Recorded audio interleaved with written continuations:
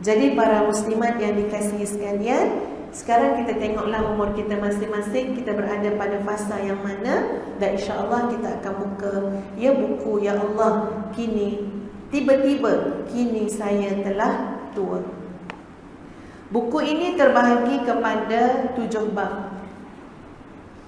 Sebenarnya ia adalah satu buku yang bersifat sangat syarat dengan nilai-nilai motivasi diri. Tuan-puan boleh gunakan kandungan kitab ini insya-Allah untuk menasihatkan anak-anak, orang-orang muda. Tengok tuan-puan sekalian, ada 2 ayat yang ustazah petik daripada kitab ini. Ustazah cakap dekat anak ustazah malam tadi, tengok-tengok pagi tadi saya tengok status Instagram dia, dah ada dah ayat tu dekat Instagram dia. Ya, budak kecil ada Instagram umur 11 tahun. Tapi hari-hari saya akan tengok apa yang dia letak kat dalam tu. Jangan letak gambar. Ya, kerja ustazah mendelete apa yang dia letak. Sebab dia akan sampai juga kepada zaman dia akan gunakan semua media sosial. Kalau ustazah ataupun kalau mak bapak tak bimbing tuan-puan, nanti saat dia menggunakan media sosial tu, dia gunakan tanpa bimbingan. Okey, boleh. Umi boleh bagi buat. Tapi ingat, jangan unfollow Umi kan? Ya, jangan tendang Umi. Umi nak tengok tiap-tiap hari. Ingat, gunakan untuk manfaat. Mana tahu besok insya-Allah anak ni jadi ulama, anak ni jadi pendakwah insya-Allah. Memang kita tak boleh menidakkan zaman.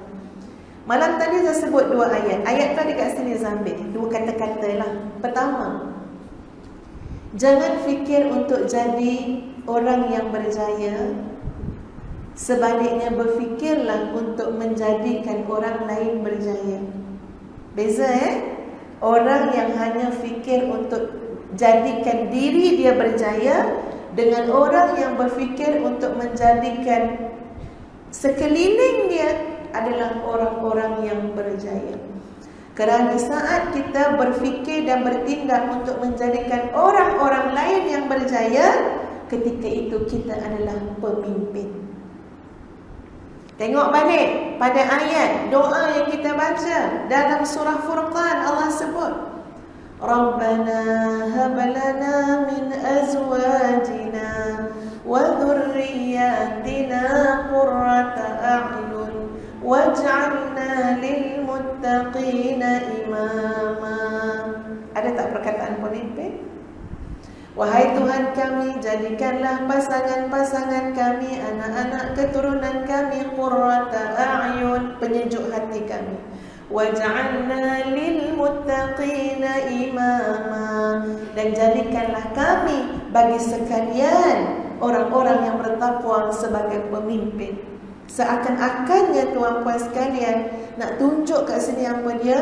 Pemimpin ini insya-Allah lahir daripada sebuah keluarga. Bukti dia apa?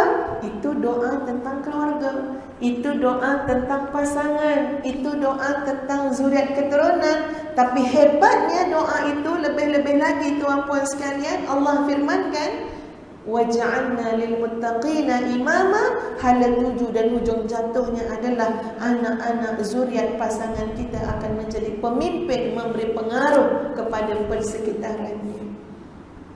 Jadi jangan fikir untuk berjaya secara peribadi. Tapi kalau anak-anak kita, orang-orang muda zaman sekarang berfikir bagaimana untuk menjadikan persekitaran dia berjaya, kawan dia berjaya, orang lain dia berjaya, orang lain berjaya, jangan risau. Ketika itu Allah sudah memberikan satu sifat kepada kita, apa dia? Lil muttaqina imama, iaitu sifat kepimpinan. Di mana pemimpin mungkin ada banyak definisi, tapi satu definisi pemimpin yang sangat mudah untuk kita faham, pemimpin adalah orang-orang yang mampu mempengaruhi orang lain. Itu je pemimpin. Kalau kita pergi kelas, katalah kita ketua kelas bahasa Arab kan, yang tadi masuk kelas Arab tu, lepas tu kita kata okey ya, saya ketua kelas ni, tapi tak ada seorang nak ikut cakap kita. Ya, kita kata, kita minta dekat ustaz kita buat kelas pukul 10. Semua orang tak nak. Semua orang tak terpengaruh dengan kita. Ketika itu kita bukan pemimpin. Ya, ada banyak pemimpin-pemimpin dalam masyarakat, dalam dunia yang seolah-olah dia mengatakan dia pemimpin, tapi pada waktu yang sama, pada hakikat yang sebenar, dia tidak memimpin. Kerana pemimpin adalah orang yang boleh mempengaruhi orang lain. Jadi tuan-puan, ini saya ambil daripada buku ni. Muka surat mana? Rahsia. Baca dulu baru jumpa. Ya, baca dulu, insya-Allah jumpa. Cuma ustazah banyak huraikanlah ya. Kita ambil wording tadi. Jadi subhanallah, cakap dengan anak-anak kita, cakap dengan orang muda, bahkan cakap dengan diri kita. Jangan fikir kita nak berjaya, tapi kita fikir macam nak jadikan orang lain berjaya. Jangan fikir semata-mata macam mana aku nak soleh, tapi tengok dalam doa orang umur 40 tahun, wa aslih li fi dzurriyyati, perbaiki aku dalam urusan keturunanku. Bermakna apa? Kita bukan fikir untuk kita jadi orang yang soleh, tapi kita berfikir bagaimana untuk menjadikan keturunan kita adalah orang-orang yang soleh. Kalau kita tak soleh, memang tak mampu nak jadikan keturunan kita itu keturunan yang soleh, kalau ikut ghalibnya, kebiasaannya. Jadi subhanallah, penting sekali untuk setiap kita, sama ada muda ataupun tua, memiliki visi yang jauh ke depan. Sehinggakan niat kita tuan-puan, kita bukan nak kita berjaya, tapi kita nak jadi wasilah untuk menjadikan orang-orang lain berjaya. Kalau di kampus tuan-puan sekalian, macam itulah kadang-kadang ustazah nasihatkan kepada anak-anak murid. Ramai yang belajar, dia fikir dia seorang nak jaya. Betul tak? Nota dia dah buat cantik-cantik, lepas tu kedekut, tak nak share. Dia faham, kawan tak faham, dia boleh tidur lena. Sebab apa? Aku dah faham, kau tak faham, tu kau punya pasal. Tapi kita nasihatkan anak-anak murid kita, kalau kamu nak keberkatan ilmu, kalau kamu nak jadi orang berjaya sangat, kamu tak boleh lena tidur. Sebab apa? Kawan sebilik kamu tak faham lagi. Ya, kawan belakang dengan depan dalam bilik kuliah itu sebenarnya salah faham dengan apa yang pensyarah ajar. Sedangkan kamu, Allah mudahkan kefahaman kamu. Duduk panggil kawan-kawan, mari saya ajar, mari saya bagi faham, mari saya permudahkan. InsyaAllah kita akan berjaya sama-sama. InsyaAllah, ini orang hebat tu. Tapi ini bermula dengan apa? Mindset kita. Jadi demikianlah, kita nak menjadikan anak-anak muda, bahkan kita semua orang-orang yang memberi pengaruh. Waj'alna lil muttaqina imama, kita bergerak ke arah menjadikan orang di sekeliling kita adalah orang yang berjaya. Dan yang kedua, kata-katanya adalah kejayaan tidak pernah dibatasi oleh masa, sebab kejayaan itu bukan saja di dunia, bahkan di akhirat. Apalah nilai masa ketika mana merujuk kepada akhirat yang kekal abadi. Carilah ada dalam buku ni. Buku surat berapa saya pun dah tak ingat dah. Lebih kurang macam itulah. Jadi betul, subhanallah, kita nak jadi orang berjaya, tapi tak terbatas dengan masa. Sebab apa? Kejayaan kita jauh tuan-puan. Kita nak gunakan umur yang kita ada ni nak berjaya sampai mana? Sampai akhirat. Dan akhirat, apa lagi nilai masa untuk akhirat? Khalidina fiha, kekal dalam syurga. Ada golongan yang kekal dalam neraka, khalidina fiha. Ketika itu nak hitung dengan masa pun tak guna jam dah. Bayangkan hebatnya kejayaan yang diinginkan oleh orang-orang yang benar, orang-orang yang saleh, orang-orang yang bersyukur. Kejayaan dia tidak pernah dibataskan oleh masa.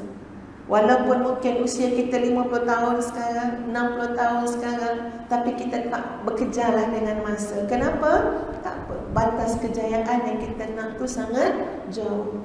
Walaupun Allah cuma bagi kita mungkin 2 tahun je lagi umur, contoh. Tapi insya-Allah 2 tahun ini kalau kita betul-betul manfaatkan, boleh jadi bekal yang terbaik untuk masa yang tidak ada batasnya sampai ke hari akhirat. Tengok hadis Nabi SAW dalam bab suruh beramal soleh. dalam bab nak jadikan kita orang yang proaktif mencari kejayaan hidup. Sampai Nabi kata, kot pun kiamat akan berlaku sedetik lagi. Di tangan kamu ada sebiji benih, kamu tanam benih itu. Ya, ini memang sangat bombastik betul yang Nabi sebut ni. Nabi kata kalau pun kiamat sedetik lagi, itu dah paling kemuncak dah tu kehancuran yang Nabi sebut, kiamat. Tapi dekat tangan kamu ada biji benih.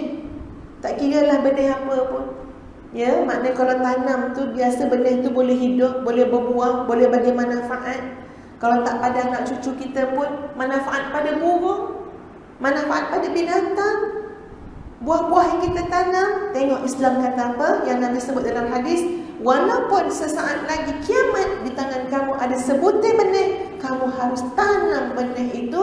Sebab tugas kita dalam mencari kejayaan dilihat pada usaha kita untuk berjaya.